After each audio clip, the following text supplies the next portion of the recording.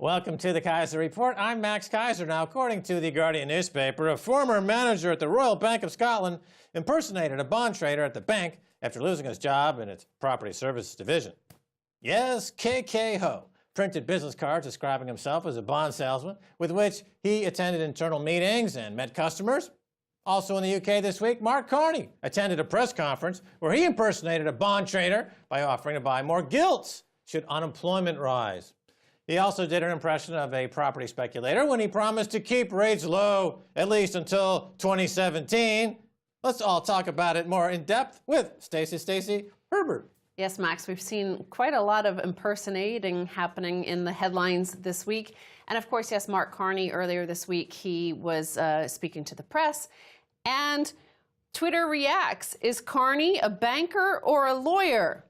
So he introduced so many escape clauses to his forward guidance. Some people were asking whether or not he was indeed a lawyer. But Faisal Islam also tweeted this chart, and he says, here's the boom in the UK. As you see, this is production and manufacturing, that little tiny blip at the end. He says, Mark Carney must think we're all bonkers. Yeah, KK. I like that name, KK. Mark Carney is a hoe. He's a hoe for the bankers who pimp him out to go before the people in the fine country here of Britain, and he'd be talking lots of smack about keeping interest rates low, as if he can control which way the bond market is going. Sure, they can for a while, and they can manipulate interest rates, and they can suppress the price of gold by dumping 1,000 tons or more of UK's gold. But eventually, it all comes out in the wash. Interest rates skyrocket. Mark Carney is taken out of this country on a rail and laughed out of town, as he rightfully should, because he's a used car salesman. He is a suppository salesman. He's a sphincter spreader, a grande from some military penal colony in Canada somewhere, and he escaped. Talk about escape velocity. This guy escaped from a military penal colony somewhere in Canada where he got hit in the head with hockey pucks all day, and somehow he made his way over to the Bank of England. Well, at least with the RBS story, the guy who impersonated a bond trader. KK. According to RBS, he had not performed any regulated activity, nor had he profited, they don't think anyway. From There is no regulated activity at RBS! Nothing at RBS is regulated! It's an open sewer of fraud. RBS, open sewer of fraud. There are no regulations. Well, speaking of open sewer fraud, you know, Mark Carney is here heading the Bank of England. But he did escape from Canada before it was all too late. CMHC moves to take steam out of housing market. Canada Mortgage and Housing Corporation is limiting guarantees it offers banks and other lenders on mortgage-backed securities. The measure comes amid the federal government's efforts to protect taxpayers from financial risks in the housing sector, further cool lending, and add upward pressure to mortgage rates. I wish I had one of those helium-filled balloons. You know, when you, on the helium-filled balloon, and your voice gets really cracky like this. Because this is really, anytime you hear the words Mark Carney, think about a clown at a sideshow named Kiki Ho, who's sucking on a helium-filled Jimson and speaking in that childlike, whiny voice of somebody who's either A, completely smacked out on heroin, B, needs to have a lobotomy, or C, currently runs a Bank of England. Well, over in Canada, as we know, the housing bubble is getting ready to burst, it appears. Yeah. Well, yeah, Canada. You blew a big bubble in Canada. Now it's crashing. It's not hard to blow a big bubble. If you, look, let me explain something about humans and dogs. If you leave out enough dog food, they'll eat themselves to death. If you jack interest rates down to 0%, they'll speculate themselves to death, and the bubble will pop. That's not, it's not, so what? You get paid on the amount of dogs you murder, the amount of consumers and lenders you destroy. That's how you're getting paid. That's a business model based on a genocide. It's interest rate sensitive genocide. There's an interest rate apartheid. Mark Carney is this deranged psychopath from Canada who blew an enormous bubble in Canada, and now he's here with KK to blow it all up on this show. Well, the CMHC has notified banks across Canada that they're going to lower their maximum guarantee for these mortgages. And the decision comes in the wake of unexpected demand for the guarantees. Of course, you know, the government guarantees to use taxpayer money to back their housing speculation and flipping schemes, and of course they all went for it. You know, I have an experiment. Go to a Walmart and open up a van, and inside the van are an unlimited supply of donuts. And then go into the parking lot in front of these big, fat, waddling Americans and say, all the donuts you can eat. Now, do you think, what am I talking about? They already have those sales at Walmart where people trample themselves to death to get discounts on donuts and eat themselves into obesity. Same thing in Canada. So here you're saying, oh, if we put interest rates down low enough for the white people, meanwhile, the black people have to go to payday lenders and spend 30, 40, 50, 60%. But if you're a white guy, oh, it's 0% for you. All the interest you can get. Speculate yourself to death. Woohoo! K-K-ho! I'm Mark Carney. Well, speaking of guarantees, however, there's, of course, many market participants now on Wall Street like guaranteed profits. They don't actually like to have to compete or take any risk, remember? No more risk. No, I don't want no risk. You know, I don't have to take no risk because I got my hose down there on Wall Street. And I've been pimping my mortgages for Goldman Sachs and JP Morgan. I didn't take no risk. That's not my thing, baby. You mean the KK hose? The KK hose. Because we got another real estate bubble to come. Well, gold futures dropped in milliseconds before ISM report. About 90 milliseconds before the 10 a.m. release of an upbeat Institute for Supply Management report about U.S. service sector companies, the price of gold futures and gold ETFs fell. Specifically, at 9:59:59 and 904 milliseconds, gold for December delivery dropped almost $2 a contract from 1308.90 to 1307.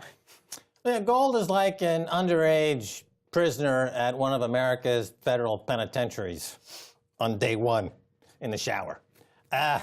It doesn't have a great future ahead of it.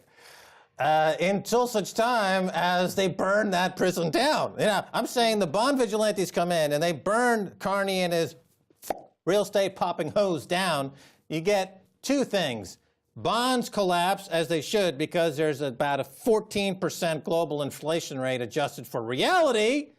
And if you remove the suppressant on gold, like Bank of England over there at Mark Carney, he sells 1,000 tons into the market or more to suppress the price. Gold goes to $5,000 an ounce. But we got to wait. We got to wait for the prison to be built down. We got to wait for justice to be served because we got to wait for this pimpin', whoring Mark Carney to get his mojo eviscerated by reality, which is coming.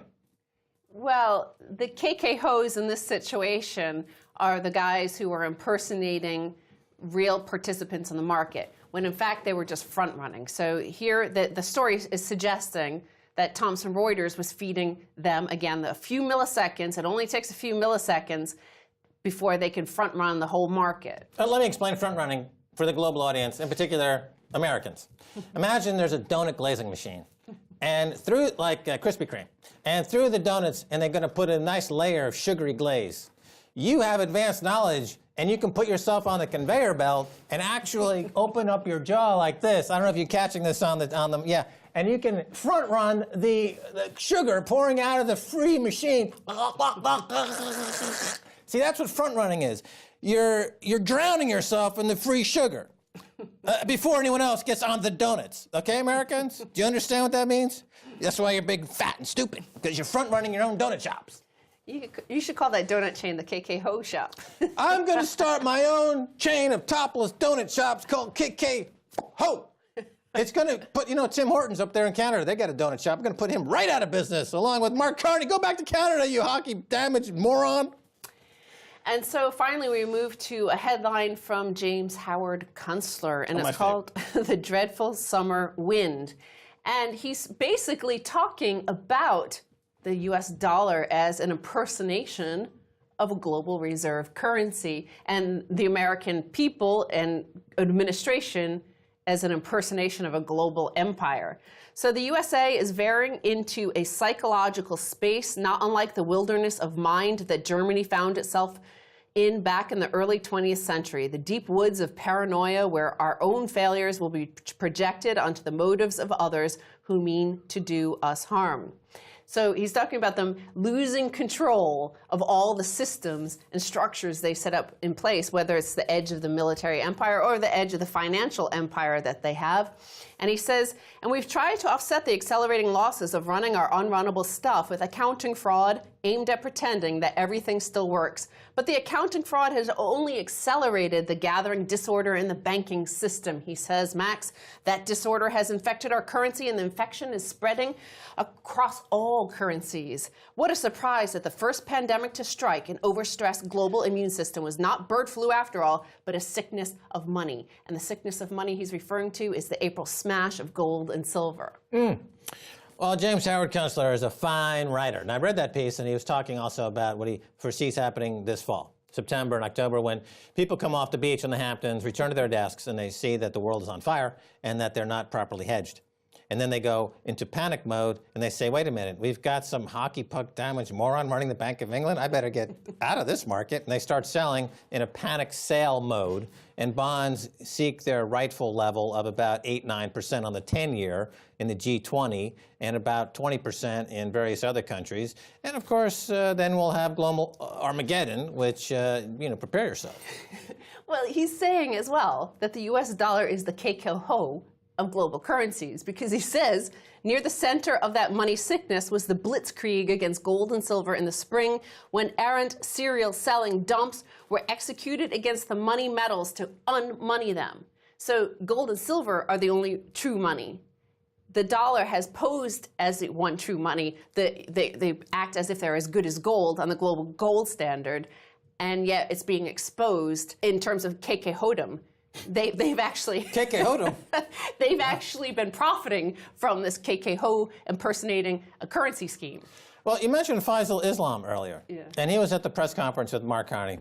And I asked Faisal on Twitter, and he hasn't responded yet, why he didn't ask Mark Carney about the 1,000 or 1,500 tons of gold that the Bank of England sold recently to force the price down. And this is gold that they hold for other countries. So German gold, Austrian gold, Australian gold, various gold holdings around the world stored at the Bank of England. Bank of England sold these other countries' gold to force the price down. And this has been documented by folks over there at goldmoney.com. And Alistair MacLeod, for example, has a real kind of a forensic look at the numbers. He talked about it on this show.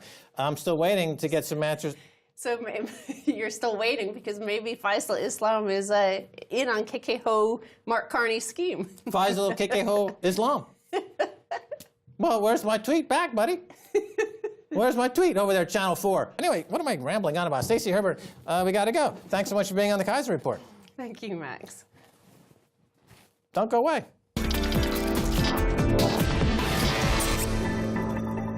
Welcome back to the Kaiser Report. I'm Max Kaiser. Time now to go to Gainesville, Georgia, to talk with Robert Prechter, author of Conquer the Crash. Bob Prechter, welcome to the Kaiser Report. Yeah, it's good to be here. Thanks, Max. Okay, let's talk about this idea. You call yourself a one-handed economist who sees no chance of inflation, that deflation is our future. So speak about that a little bit. Well, I think the big problem is debt. There's $55 trillion worth of dollar-denominated debt. When you go around the world and add up the debt, it comes to about $200 trillion. When the government ran out of steam pushing home ownership debt, they started moving over to students and trying to push student loans. Those are now up to $1 trillion. When you add $84 trillion worth of unfunded liabilities of the federal government, when you look at perhaps $1 quadrillion worth of what I call IOU ifs, which are derivatives, I think the debt burden is so great that it's unpayable no matter what anyone does, including governments and central banks. So I think it's going to go the way of all over-indebtedness, which is deflation. I think we've got some signs of it as well in the background. But so far, the central banks have been pretty successful in keeping things about flat. Okay, so you're talking about debt, the enormous debts, the fact that debts that can't be paid won't be paid, and that bonds default, it goes belly up, and there's this depression, deflation going on. And there's a background with this also.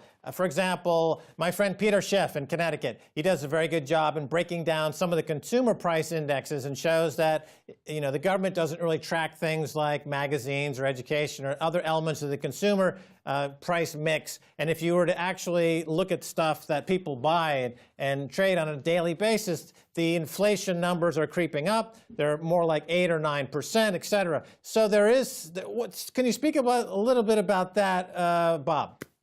Sure. Of course, we know the government manipulates figures. The inflation rate in terms of consumer price index is higher than they report. But look around you. I mean, gold is off $600 from its high. Silver's down 60%. This is the metal that was supposed to go to $200 an ounce is 20 bucks. You look at interest rates, and for the past 10 years, the hyperinflationists have been saying, oh, with all this money creation, interest rates are going to be in double digits, and they fell to the lowest level in history. And this was right along the predictions we were making. You look at commodities, they've been languishing since 2011. All kinds of indicators to me show that there is not the response that the hyperinflationists were expecting. And this is in the face of the Fed inflating the base money supply at 33% a year. That's just huge. So obviously there are tremendous deflationary pressures that are countering this inflation of base money. But my argument goes a lot deeper than that. I think the banks don't want to go bankrupt. And a lot of people said, in fact, Bernanke himself promised that he would drop money from helicopters. And is that really what they've been doing? Well, in 2008, they pretty much did that. They supported all their buddies, willy-nilly during that period. But very rapidly thereafter, they traded all that debt for U.S. government bonds, government-guaranteed mortgages. So they're doing the same thing the Fed's always been doing, which is buying the safest possible debt. They're not going to go up and buy all the bad corporate debt or all the bad mortgages that are owned by the banks. Now, something that I more or less anticipated, I think shocked a lot of people, was what happened in Cyprus. I mean, where was all the money printing? Where was the central bank, the ECB coming in, on a white horse saying, we're the lenders of last resort? Where's the money dropped from helicopters? What they did was they came into the country of Cyprus and basically said, we are seizing your bank accounts. In other words, we're not bailing you out, we're taking your money. These are still bankers at heart, and they don't want to go under, they don't want to go bankrupt, they're not giving money away, they want to be paid back. I think eventually the same thing is going to happen in the United States, that there's no such thing as magic money, no such thing as infinite credit. And when this thing rolls, it's going to be a sight to see. Okay, well, that's a really good point. I want to focus on this Cyprus situation as you described it here, because, and to give some context here, what you're saying is that the reason we've had these programs like quantitative easing is because when bonds are due to be rolled over and matured, there's not enough economic growth to support a normal functioning bond market. So the government has got to come in and buy their own bonds. They've got to print money and buy their own bonds. And they're doing this in the hundreds of, trillions of dollars because there is this ongoing deflationary rollover of these economies. And so for those who say, as I just described, that there are countervailing inflation evidence in the consumer price index, your point, I just want to repeat the point, is at some point you end up at a Cyprus where, the banks just say, forget it. It's a bail-in. We're just taking the assets. And that's the risk, is that type of Cyprus-like bail-in or wealth confiscation spreads throughout Europe and spreads around the world, correct? Yes. In fact, the people who run Europe have already warned Spain and Portugal and Ireland and Greece, look, if this happens to you, we're going to raid depositors' accounts. So, will the FDIC pay back everybody? I don't think so. The Fed has said several times that they want the government to get their houses in order so they can shore up the banks here in the United States. I don't think the Fed is going to do it, and I don't think the FDIC can do it. So I think we're in a real crisis period. And Cyprus was a little glimpse into the future, just like 2008 to me was a glimpse into the future. Shot across the bow, told us what it's going to be like when things do implode. Okay, well, let's take a look at the United Kingdom for a second, because Mark Carney just took over as Bank of England, and he's saying that they're going to keep rates low for the next couple of years, a so-called forward guidance. He sees recovery, and by recovery, he means an improvement in house prices and stock prices. I think you would characterize that as speculation. But going forward, I think if what you're saying also is that these are very unhealthy policies because you're fostering economic misallocation of capital with interest rates at this low level to fight this inflation, and that at some point the UK is going to be facing something very similar to what happened in Cyprus, and that the creditors just come in, they seize wealth, and there's a bail-in, and these banks in the UK they're zombie banks. Can you comment on the UK banks, Bob Prechter? I don't know if you've done a lot of work on UK banks, but are their balance sheets as impaired and dangerous as I have said and others have said, that they're just basically, it's a huge Ponzi scheme? Your thoughts? Well, I agree with that entirely. But let's start with the idea that he's promising interest rates will stay low and they'll keep them low. I don't think they have the power to do that. Recall, it was December 2012, last year, when Bernanke came out and said, our QE policy is designed to keep long-term interest rates down. Well, they had already started up in the summer of 2012. They've been soaring ever since he made that comment. So obviously their policies aren't working as designed. All of the machinations that they're going through are leading to a weaker and weaker and weaker situation with greater and greater debt. The more they keep the bad guys liquefied, the more debt expands. And you're getting some of these things like we talked about before, like student loan debt and private equity companies, paying themselves through more and more ridiculous bonds that aren't going to be paid off. So the situation gets worse and worse and worse, and I don't think they can ultimately control it. I think ultimately the market is going to start demanding higher rates. And this happens in countries that are in trouble. It certainly happened in Greece before things blew up there. So rising interest rates to me are not the result of an extremely healthy economy, which is what most economists think. I don't think they're an indication that hyperinflation is coming, which is what most of the bears think. I think the rise in rates now that surprised the Fed and virtually everyone else are the early hint that all the debt's in trouble. And people are going to start demanding higher rates because they're going to start worrying about principal. Now, this is pretty much off the radar, because if you look at the sentiment indicators in the U.S. stock market, they are off the charts and have been for 5 months. In fact, we follow up to 22 different sentiment indicators, every one of which reached extreme record highs or matched record highs being 2007 and 2000 in the past 4 months. So we're back at another 2000 juncture, 2007 juncture, when people are absolutely optimistic about potential stock market gains. They're buying junk bonds like crazy. In fact, even though we're off the highs in junk bond prices, the sales have continued to be very, very strong. So the optimism and confidence out there is tremendous. It's historic, and it's the same level it was in 2000 and 2007. So we've got a double whammy coming. Too much optimism means people are taking all these investments on.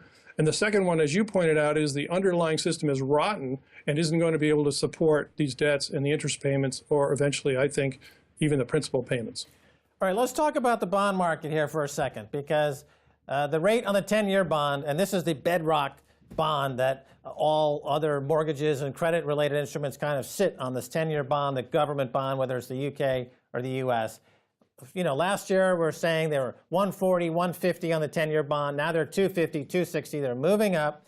What you're saying is that, and this is interesting because we're going to tap directly into the Elliott wave phenomenon, because the Elliott wave phenomenon, or technical analysis, looks at historical chart patterns and price patterns, and there's also a bit of, how do I describe this? There's a recurring theme in human nature that you see humans tend to go through periods of enormous optimism at the top and enormous pessimism at the bottom, and so your work tries to tap into that.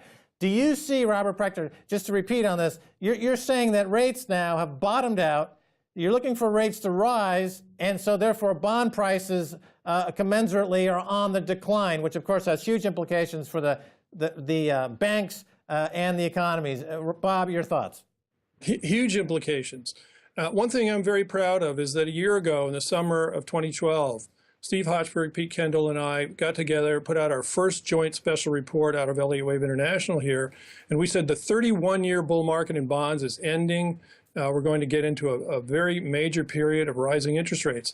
And as you just pointed out, this is the kiss of death. This is the black hole. When rates start to rise, this is where people start putting their money. So they stop putting it in other areas. And the higher rates go, the more it attracts money. Again, just like a black hole of magnetic force. So it's going to come out of the stock market. It's going to come out of commodities. It's going to come out of metals. It's going to come out of real estate, and everywhere just to go to borrowers who are willing to pay a higher and higher interest rate. It's very bad for the internal structure. Unfortunately, I think the monster that all the lenders, most of which are backed by the government, whether it's the Federal Reserve System or Fannie Mae, Freddie Mac, Federal Home Loan Banks, Ginnie Mae, Sallie Mae, you go right down all of these lists of agencies that have been pushing credit on the American people for all these years. And it's finally led to a point where the monster's too big to kill. And the only bullets they have are more debt. So you can't kill a debt monster with more debt. Ultimately, you know, we're going to reach an end game here shortly. And I think the extreme in optimism is one of the big signs, the warning signs that we saw before the last collapse. All right, the legendary Bob Prechter, thanks so much for being on the Kaiser Report. Thanks. And if I could add just one little ad, if anybody wants to see the bond report we put out or my 20-page special on deflation, just go to ElliottWave.com. We're handing them out for nothing if you're interested. All right, cool. Very good. And that's going to do it for this edition of the Kaiser Report with me, Max Kaiser, and Stacey Herbert. And I'd like to thank our guest, Robert Prechter of ElliottWave.com. As you just heard about, he's got a special going on. If you'd like to get in touch, tweet us at Kaiser Report. Until next time, Max Kaiser saying bye, y'all.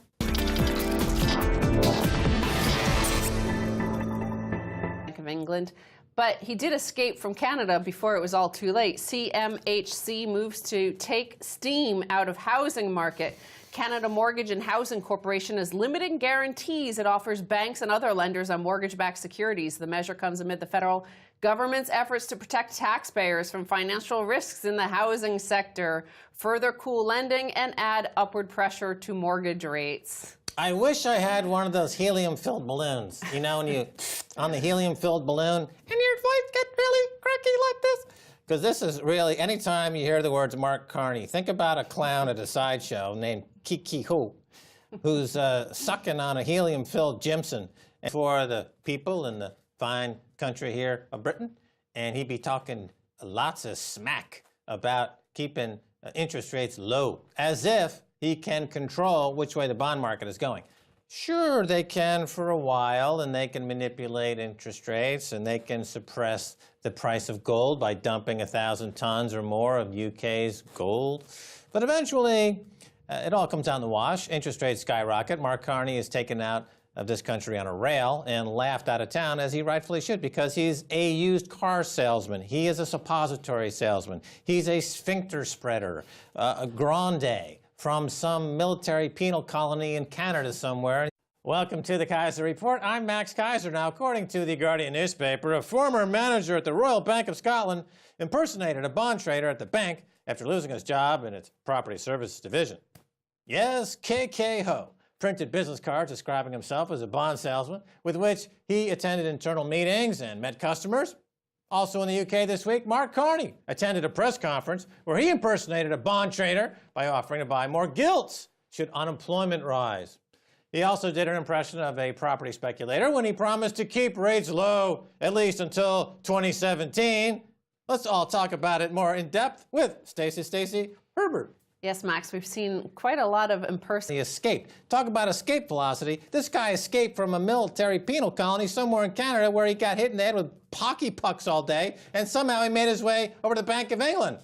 Well, at least with the RBS story, the guy who impersonated a bond trader. KK According to RBS, he had not performed any regulated activity, nor had he profited, they don't think anyway, from There is no regulated activity at RBS! Nothing at RBS is regulated. It's an open sewer of fraud. RBS, open sewer of fraud. There are no regulations. Well, speaking of open sewer fraud, you know, Mark Carney is here heading the bank. Fascinating happening in the headlines this week. And of course, yes, Mark Carney earlier this week, he was speaking to the press. And Twitter reacts, is Carney a banker or a lawyer? So he introduced so many escape clauses to his forward guidance. Some people were asking whether or not he was indeed a lawyer. But Faisal Islam also tweeted this chart, and he says, here's the boom in the UK. As you see, this is production and manufacturing, that little tiny blip at the end. He says, Mark Carney must think we're all bonkers. Yeah, KK I like that name, KK Mark Carney is a hoe. He's a hoe for the bankers who pimped him out to go before